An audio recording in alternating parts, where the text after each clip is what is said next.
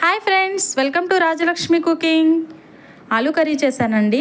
Super అంటే super taste ఉంటుందన్నమాట. మీరు కూడా తప్పకుండా ట్రై చేయండి. దీని ప్రాసెస్ ఏంటో చూపిస్తాను.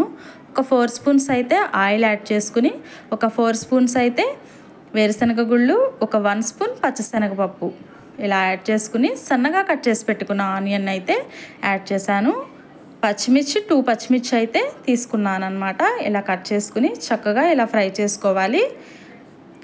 కావాలంటే మీరు కొన్ని ఎక్కువైనా యాడ్ చేసుకోవచ్చు పచ్చిమిర్చి అనేది. నేనైతే కొంచెం పిల్లలు తినాలని తక్కువ యాడ్ చేశాను అనమాట. ఇలా మంచిగా గోల్డెన్ కలర్ వచ్చేంత వరకు ఫ్రై చేసుకోవాలి. సన్నగా కట్ చేసి పెట్టుకున్న ఒక చిన్న టమాటానైతే ఇలా యాడ్ చేస్తున్నానండి. టమాటాలు అనేది ఎక్కువ వేసేస్తే ఆలూ కర్రీలో తీయగా ఉంటుందన్నమాట.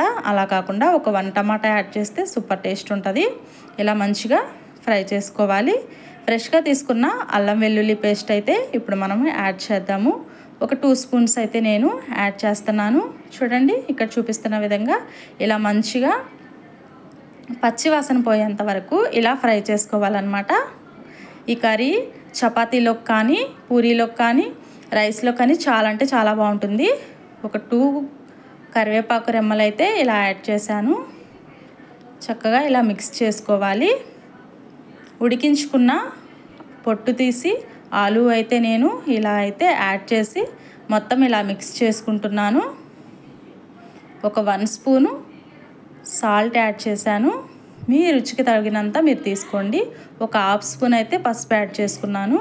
ఒక 1 స్పూన్ జీలకర్ర మొత్తం ఇలా అయితే తీసుకుని చక్కగా ఇలా అయితే కలుపుకున్నాను అనమాట. ఒక 1 స్పూన్ అయితే కారం కూడా యాడ్ చేశాను ఫ్రెండ్స్.